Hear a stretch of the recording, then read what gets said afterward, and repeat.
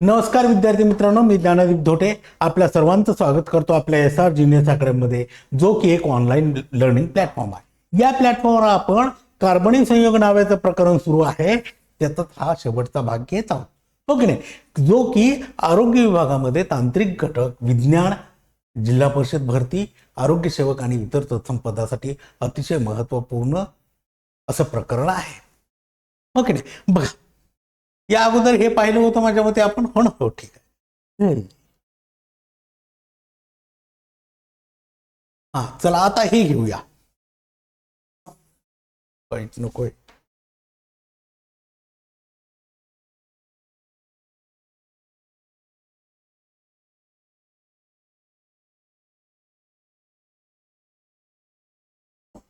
Black घेऊ तात्पुरता याच्यावर. बघा आता काय म्हणते, हे स्टिअरिक ऍसिड त्याचं नाव आहे, रेणुसूत्र आहे, कार्बन कार्बन दुहेरी बंध आहे की नाही, ते किती बंधाची संख्या आहे ते सांगायचं, आणि I2 चा रंग नाहीसा होईल का, आयोडीनचा रंग नाहीसा होईल का असं आपण पाहायचं. हो की नाही, तर याच्यामध्ये नाहीच आहे. हो की नाही, स्टिअरिक ऍसिड मध्ये I2 चा रंग नाहीसा होत नाही. हो की नाही, ओलेइक ऍसिड मध्ये होतो, याच्यामध्ये होत नाही. कोणतं, पामिटिक ऍसिड मध्ये होत नाही, आणि लिनोइक ऍसिड मध्ये आयोडीनचा रंग नाहीसा होतो. हो की नाही, लिनोइक ऍसिड मध्ये आयोडीनचा रंग नाहीसा होतो. बघा ही लिनोइक ऍसिडची ही रेणुसूत्र आहे, ही देखील काळजीपूर्वक पाठ करावी लागतात. बघा स्टिअरिक ऍसिड मध्ये कार्बन 17 असतात, H35. एलोइक ऍसिड मध्ये कार्बन 17 असतात, H33. पामिटिक ऍसिड मध्ये कार्बन 15, H31, COOH असतो. हा लिनोइक ऍसिड C17, H31 असं आहे. हो की नाही, आता एकेरी बंध असतो का, दुहेरी बंध असतो का तेच विचारलं. याच्यामध्ये नसतोच, एक दुहेरी बंध असतो याच्यामध्ये.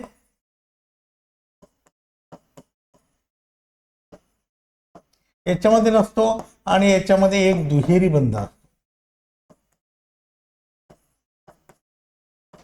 लक्षात तुमच्या, एक दुहेरी बंध. इथे दोन पाहिजे होती बरं का, C17 आहे ना, इथे दोन पाहिजे. फक्त एवढंच लक्षात ठेवायची गरज आहे, वारंवार वाचून एवढंच लक्षात ठेवायची गरज आहे. आलं लक्षात तुमच्या. बघा वनस्पती तेलामधून वेगळ्या केलेल्या 4 मेदाम्लाची नावे व रेणुसूत्रे मध्ये दिलेली आहेत. ठीक आहे,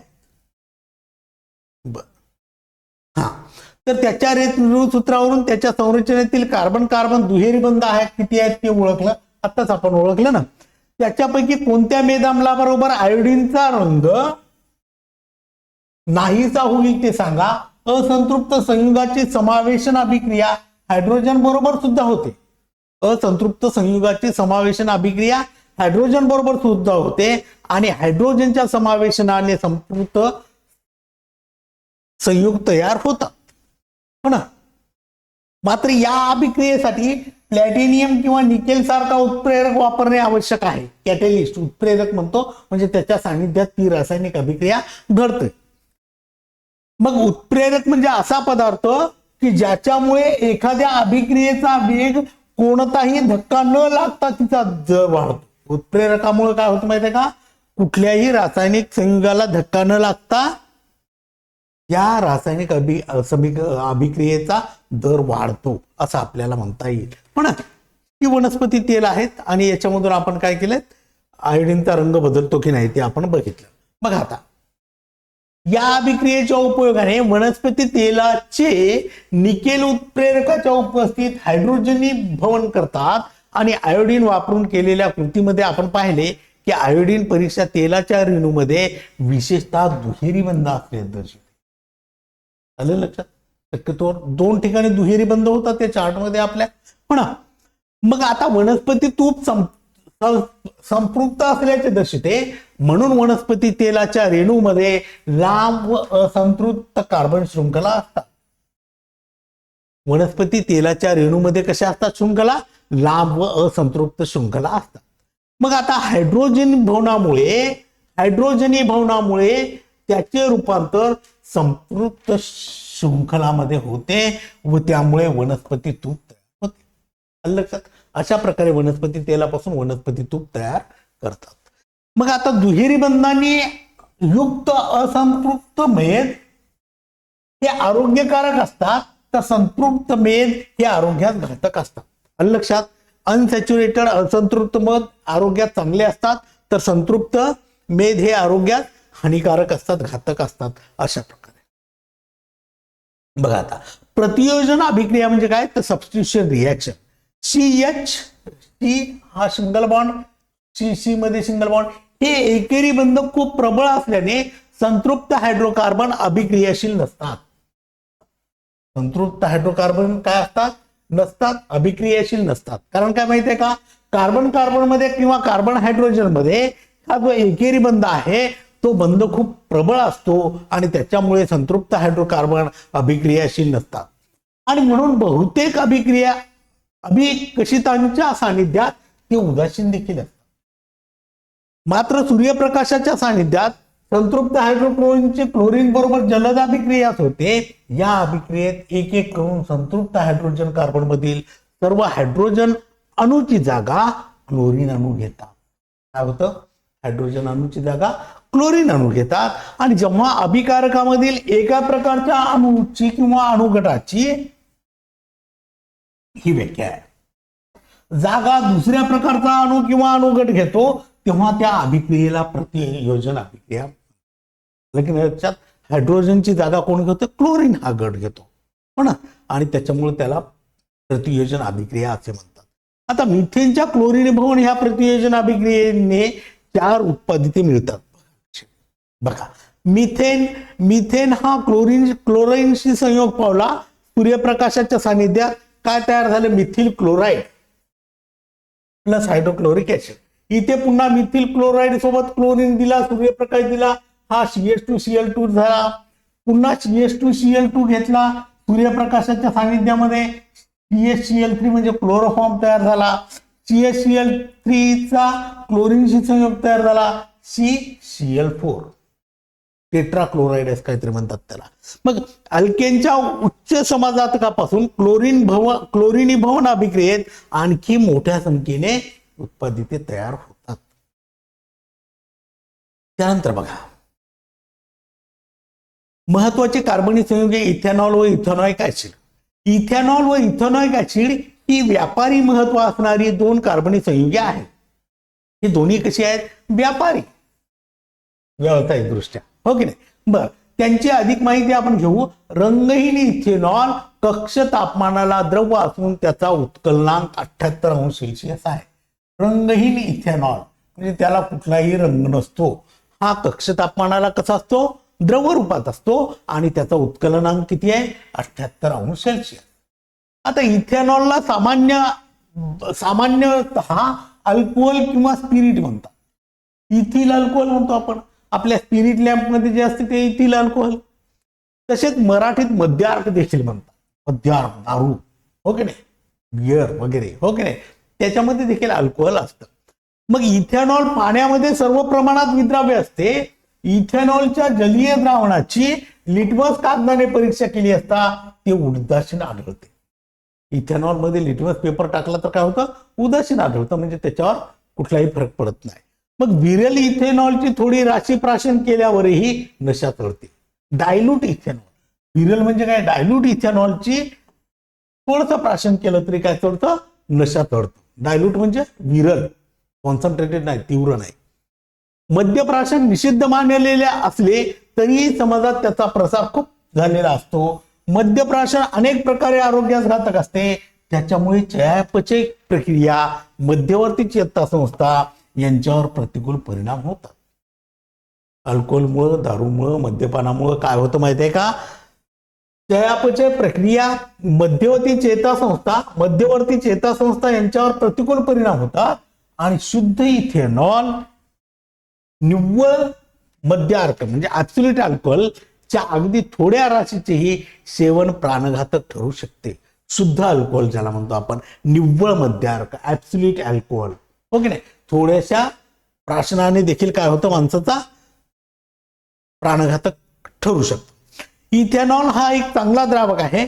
त्याचा उपयोग टिंक्चर आयोडीन म्हणजे आयोडीनचे अल्कोहोल मधील द्रावण, खोकल्याचे मिश्रण अशी औषधे तसेच अनेक बलवर्धकामध्ये या इथेनॉलचा वापर करतात. आलं लक्षात तुमचं? अशा प्रकारे आपल्याला इथेनॉल उपयोगी आहे. कशासाठी? खोकल्याचं मिश्रण, औषधे, हो की नाही, अनेक बलवर्धक औषधामध्ये देखील या इथेनॉलचा वापर करतात. बघा इथेनॉलचे रासायनिक गुणधर्म काय म्हणते? इथेनॉलचे ऑक्सिडीकरण अभिक्रिया तुम्ही याच प्रकरणातील मागील घटकात पाहिली. इथेनॉलच्या आणखी 2 अभिक्रिया पुढील प्रमाणे आहेत. क्रियात्मक गट OH ची भूमिका महत्वाची आहे. या इथेनॉलमध्ये क्रियात्मक गट कोणता असतो? OH, हायड्रॉक्सिल हा ग्रुप, हा क्रियात्मक घटक महत्वाचा असतो. बघा आता सोडियम सोबत काय झालं? C2 म्हणजे मिथेन, ओके नाही, मिथिल अल्कोहोल, इथिल अल्कोहोल, आणि याच्यामुळे काय तयार झालं? सोडियमच्या इथिल अल्कोहोल सोबत संयोग झाल्यावर सोडियम इथॉक्साईड तयार झाला. हा काय झाला? सोडियम इथॉक्साईड. हा झाला इथिल, हा ऑक्साईड, आणि हा सोडियम आणि हायड्रोजन वायू निघून गेला. बघा सर्व अल्कोहोलची सोडियम धातू बरोबर अभिक्रिया होऊन हायड्रोजन वायू बाहेर पडला, हा वर निघून गेला व सोडियमचे अल्कोऑक्साईड क्षार तयार होतात. इथेनॉलच्या सोडियम धातू बरोबरील अभिक्रियेत हायड्रोजन वायू व सोडियम इथॉक्साईड ही उत्पादिते तयार होतात. काय तयार झालं? सोडियम इथॉक्साईड आणि हायड्रोजन वायू ही उत्पादिते तयार झाली. त्यानंतर बघूया, मॅग्नेशियम सारख्या मध्यम अभिक्रियाशील धातू बरोबर तीव्र आम्लाची अभिक्रिया होऊन हायड्रोजन वायू मुक्त होतो. आलं लक्षात तुमच्या? मग इथेनॉल उदासीन असून त्याची सोडियम धातू बरोबर अभिक्रिया होऊन हायड्रोजन मुक्त झाला. पहा इथेनॉल C2H5OH याच्यावरून काय झाला? काय म्हणते? सोडियम धातू बरोबर ट्वाइस ने, मग काय होईल? C2H5ONA, आणि इथे काय झाला? हा H2. लक्षात तुमच्या? हा काय होईल? H2. आत्ताच्याच रिएक्शन सारखं समजा, या आत्ताच्याच रिएक्शन सारखं ट्वाइस CH3 वगैरे, हो ना, असं होतं. हा तर मग सोडियम हा धातू उच्च अभिक्रियातील असल्याने इथेनॉल मध्ये हायड्रॉक्सिल हा ग्रुप उदासीन अशा क्रियात्मक गटाबरोबर अभिक्रिया देतो. आलं लक्षात तुमच्या? आता बघा निर्जलीकरण अभिक्रिया म्हणजे काय? तर अतिरिक्त सहंत सल्फ्युरिक ऍसिड म्हणजे H2SO4 कॉन्सन्ट्रेटेड, सहंत म्हणजे कॉन्सन्ट्रेटेड किंवा तीव्र, 170 अंश सेल्सिअस तापमानाला इथेनॉल तापवले असता त्याच्या एका रेणूमध्ये पाण्याचा एक रेणू बाहेर काढला जाऊन एथिन हे संतृप्त संयुक्त तयार होते. कसं होते? एथिन. बघा येथे सहंत सल्फ्युरिक ऍसिड निर्जलीकारक म्हणून वापरतात. म्हणजे हा काय झाला आपला इथिल अल्कोहोल कशाच्या सानिध्यामध्ये? सहंत सल्फ्युरिक ऍसिड 170 अंश सेल्सिअस पर्यंत, आणि काय तयार झालं इथं? एथिन प्लस पाणी, असं होते.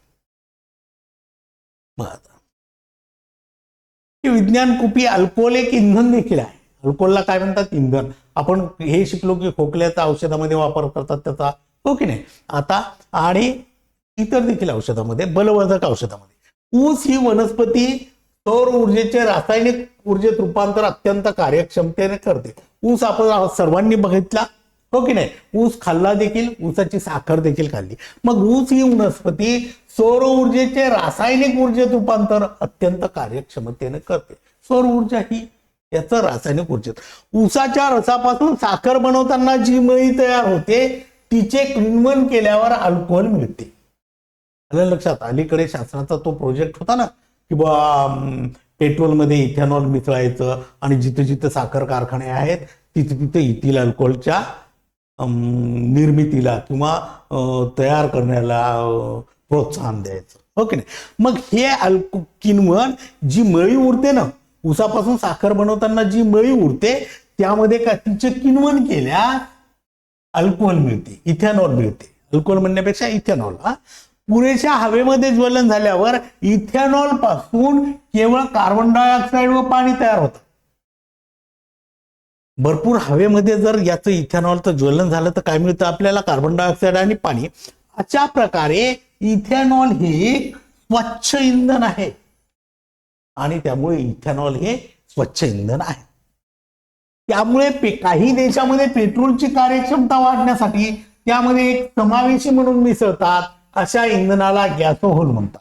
आणि मग जे इंधन म्हणून वापरलं जातं त्याला गॅसोहोल म्हणतात. काय म्हणायचं? गॅसोहोल.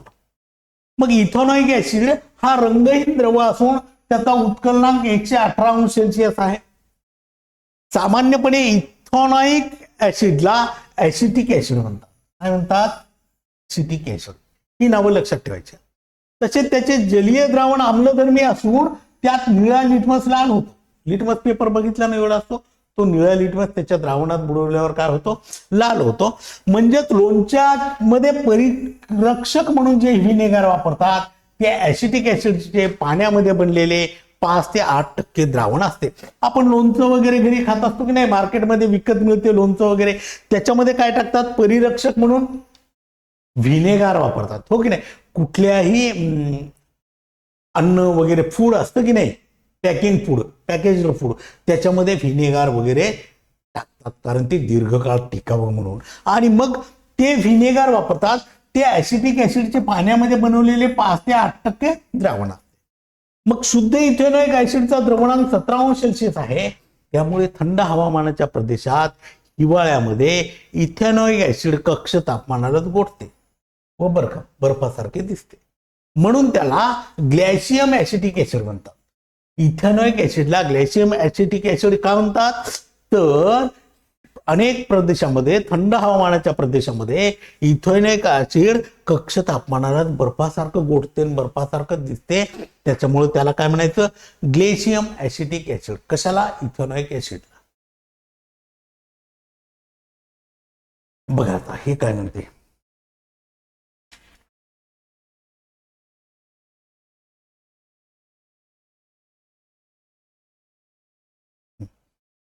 मग आता काय म्हणते?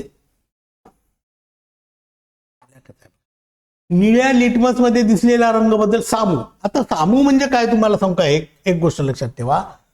हा 7 आहे. ही पीएच स्केल असते बरं का. ही पीएच स्केल अशी असते. हा झाला 0. इथे 1 2 3 4 नाही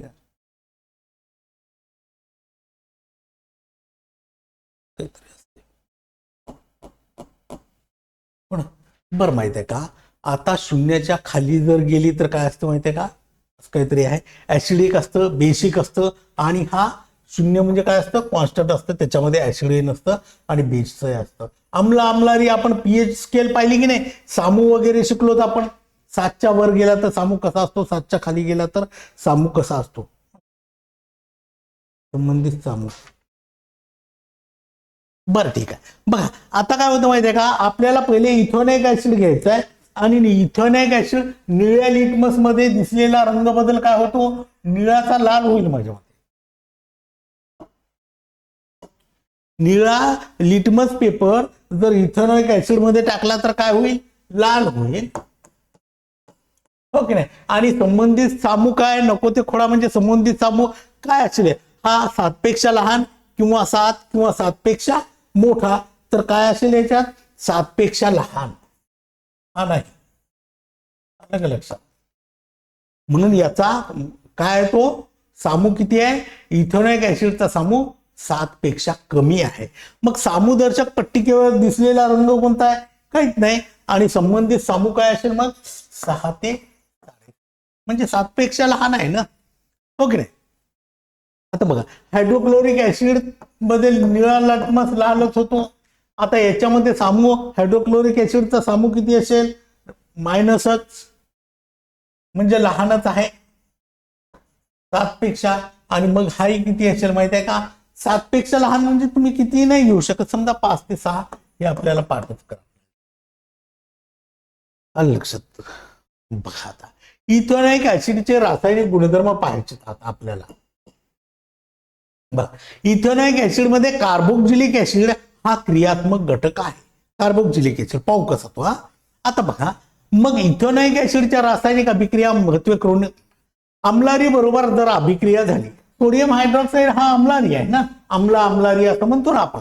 मग तीव्र अम्लारी बरोबर अभिक्रिया इथेनॉइक ऍसिडची सोडियम हायड्रॉक्साईड या तीव्र अम्लारी बरोबर उदासीनीकरण अभिक्रिया होऊन क्षार व पाणी तयार झालं.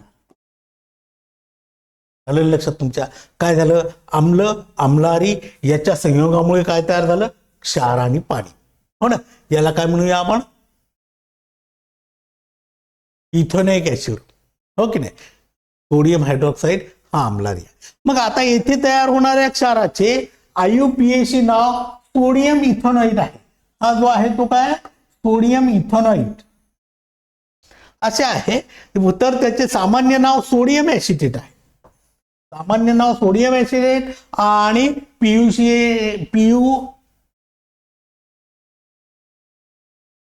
IUPAC नेम काय? Sodium ethanoid. बर, बघा आता काय म्हणते. आता इष्टरीभवन अभिक्रिया कशी असतं याच्या अगोदर काय शिकलो तर आपण? ही अम्लारी बरोबर अभिक्रिया. हो की नाही? आता इष्टरीभवन काय म्हणते बघा. कार्बोक्झिलिक ऍसिड म्हणजे इथेनॉइक ऍसिड व अल्कोहल, इथेनॉल, इथिल अल्कोहल यांच्यातील अभिक्रियेने इस्टर हा क्रियात्मक गट असलेले पदार्थ तयार होतात. इस्टर. ठीक आहे. आता बघा काय म्हणते. इस्टर हे गोड वासाचे पदार्थ. या इस्टरला कसा वास असतो? गोड वास असतो. बऱ्याचशा फळांना असलेला स्वाद हा त्यांच्यात असलेल्या विशिष्ट इस्टरमुळे असतो. अनेक फळामध्ये जो स्वाद असतो की नाही तो कशामुळे असतो? शक्यतोवर इस्टरमुळे असतो. पाहूया. सुवासिक द्रव्ये व स्वाददायी पदार्थ बनवण्यासाठी इस्टर वापरतात. इस्टरचा वापर कुठे करतात? सुवासिक द्रव्ये व स्वाददायी पदार्थ बनवण्यासाठी. आता सोडियम हायड्रॉक्साईड या अल्काबरोबर अभिक्रिया केल्या असता इस्टर पासून संबंधित अल्कोहल व सोडियम क्षाराच्या रूपात कार्बोक्झिलिक ऍसिड परत मिळतात. या अभिक्रियेला साबणीकरण अभिक्रिया म्हणायचं. याला साबणीकरण. कारण काय माहित आहे का? मेदापासून साबण तयार करण्यासाठी ही अभिक्रिया वापरतात, म्हणून याला काय म्हणायचं? साबणीकरण. कशाला? अल्कोहोल व सोडियम क्षाराच्या रूपात कार्बोक्झिलिक ऍसिड या अभिक्रियेला. बघा, इस्टर मध्ये सोडियम हायड्रॉक्साईडची अभिक्रिया झाली. काय तयार झालं? Sodium carboxylate plus alcohol. महारेणू व बहुवारिके कशाला म्हणायचे? हे देखील अतिशय महत्वाचं आहे. महारेणू, नैसर्गिक महारेणू. पहा, आपण या धड्याच्या अगोदरच पाहिलं की ज्ञात कार्बनी संयुगाची संख्या सुमारे 10 दशलक्ष एवढी आहे. मग त्यांच्या रेणू वस्तुमानाची व्याप्ती हे 10चा पाऊस का?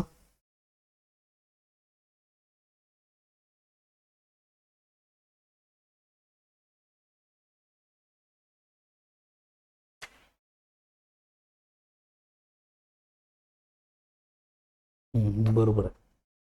10चा पहिला घात ते 10चा 12वा घात हे वजा नाही ते आहे. इतके विशाल आहे.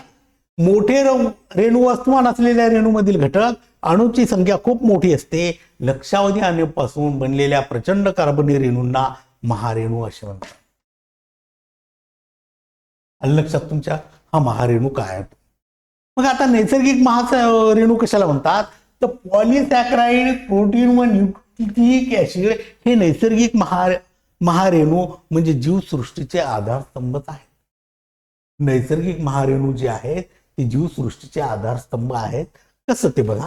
पॉलिसॅकराइड, प्रोटीन व न्यूक्लिक ऍसिड याच्यामध्ये काय होतं माहितीये का? स्टार व सेल्युलोज ह्या पॉलिसॅकराइड संयुगापासून आपल्याला अन्न, वस्त्र, निवारा मिळतं. पॉलिसॅकराइड मध्ये स्टार्च व सेल्युलोज असतं आणि त्याच्यापासून काय मिळतं आपल्याला? अन्न, वस्त्र, निवारा. प्रथिनापासून प्राण्यांच्या शरीराचा मोठा भाग बनतो. तसेच त्यांचे चलनवलन, विविध शारीरिक प्रक्रिया प्रथिनामुळेच होतात. प्रथिनामुळे शारीरिक क्रिया होतात आणि चलनवलन देखील होतं. मग न्यूक्लियक आम्लामुळे रेणू पातळीवर अनुवांशिकतेचे नियंत्रण होते. रबर आणखी एक प्रकारचा, रबर हा देखील एक प्रकारचा महारेणू आहे असं आपल्याला म्हणता येईल. आता मानव निर्मित म्हणजे माणसानं बनवलेले महारेणू कसे आहेत ते बघूया. रबर व रेशीम यांना पर्याय शोधण्याच्या हेतूने प्रयोगशाळेत व कारखान्यात महारेणूची निर्मिती आज मी जीवनाच्या सर्व क्षेत्रामध्ये मानव निर्मित रेणू उपयोगात आले आहेत. बघा, कापूस, रेशीम, लोकर हे नैसर्गिक धागे आहेत. हो की नाही? धाग्याप्रमाणेच लांबीच्या दिशेने मजबूत असणारे मानवनिर्मित धागे, रबराचा स्थितिस्थापकता हा गुणधर्म असणारे इलॅस्टोमर, ज्यापासून पत्रे, नळ्या, असंख्य प्रकारच्या वस्तू पृष्ठभागावर द्यायचे लेप बनवतात. पण मग हे प्लास्टिक सर्व मानवनिर्मिती महारेणूचे उदाहरण आहे. मग नैसर्गिक व मानवनिर्मिती महारेणूची संरचना अनेक लहान घटक एकमेकांना नियमित पद्धतीने जोडून तयार होतात.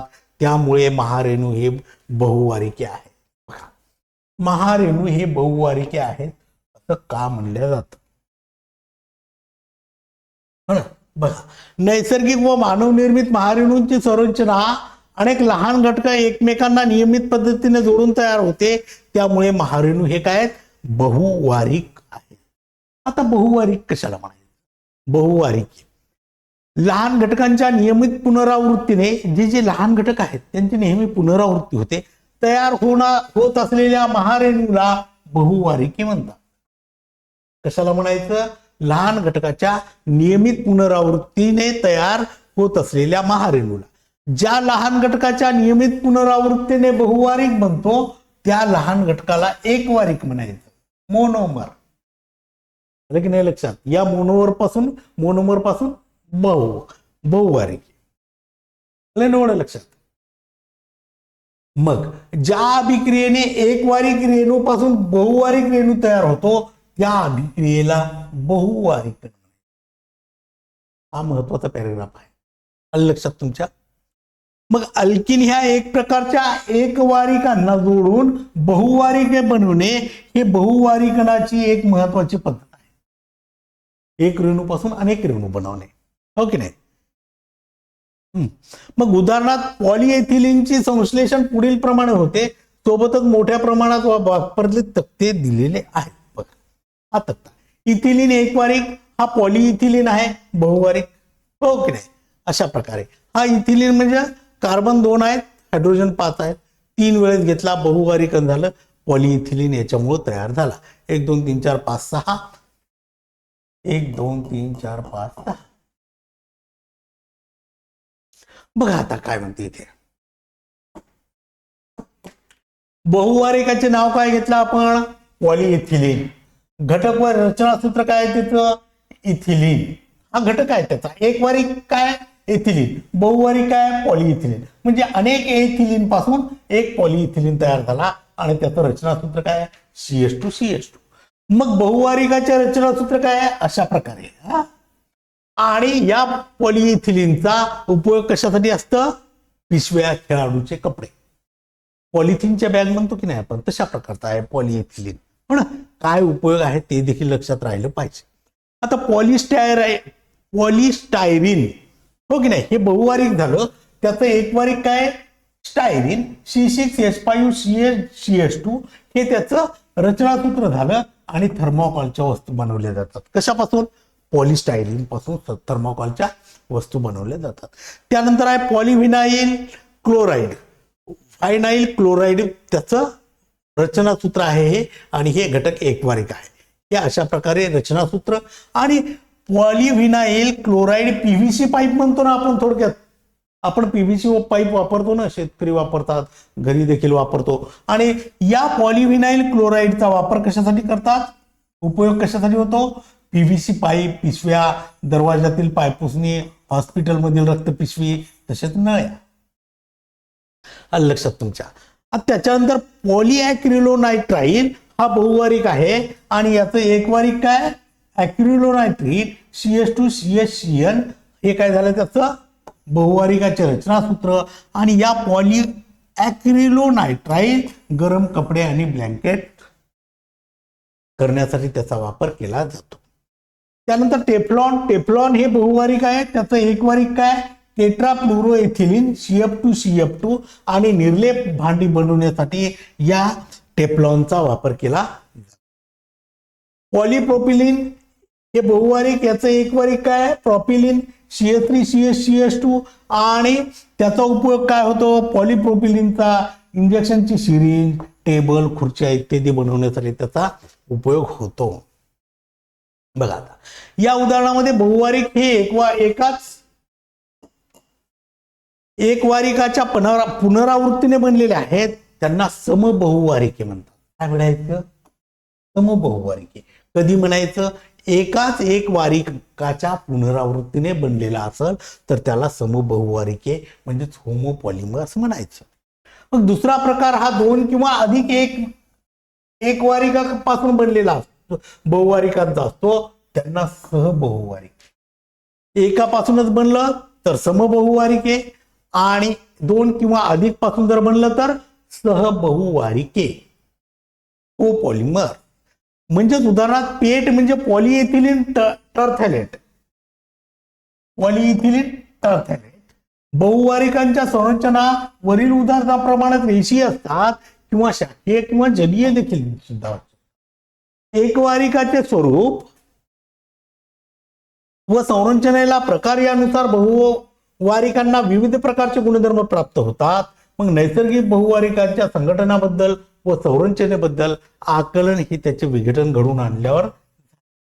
मग हा बघा आता बहुवारिक आहे पॉलिसॅकराइड आणि एकवारिकाचं नाव आहे ग्लुकोज. आढळतो कशामध्ये? स्टार्च आणि कर्बोदकेमध्ये काय असतं? ग्लुकोज आणि पॉलिसॅकराइड. त्याच्यानंतर सेल्युलोज असतं, त्याच्या एकवारिकाचं नाव ग्लुकोज आहे. कुठं आढळतं? लाकूड आणि वनस्पती पेशीभित्तिका. प्रथिनं अल्फा अमायनो ऍसिड कशा कुठं आढळतं? स्नायू, केस, विकर, अंडे, त्वचा याच्यामध्ये काय असतात? प्रथिनं. प्रथिनापासून ते बनतं, हो की नाही? आता डीएनए न्यूक्लिओटाइड म्हणजे डीऑक्सिरायबोज फॉस्फेट गुणसूत्रे, हो की नाही? आरएनए न्यूक्लिओटाइड म्हणजे रायबोज फॉस्फेट आणि पेशीतील केंद्र व पेशी द्रव्य. रबर आयसोप्रोपिन CH2CH3CH2 रबराच्या झाडाचा चीक. लक्षात तुमच्या? अशा प्रकारे हे आपलं प्रकरण होतं. खूप मोठं होतं, महत्वाचं आहे. सर्व संज्ञा, रेणुसूत्रे ही सर्व लक्षात ठेवा म्हणजे तुम्हाला खूप सोपं जाईल. माझ्या मते आज आपण इथेच थांबूया. हे प्रकरण इथंच संपलं. पुन्हा भेटूया आपण एक नव्या प्रकरणावर चर्चा करण्यासाठी. Till then good bye.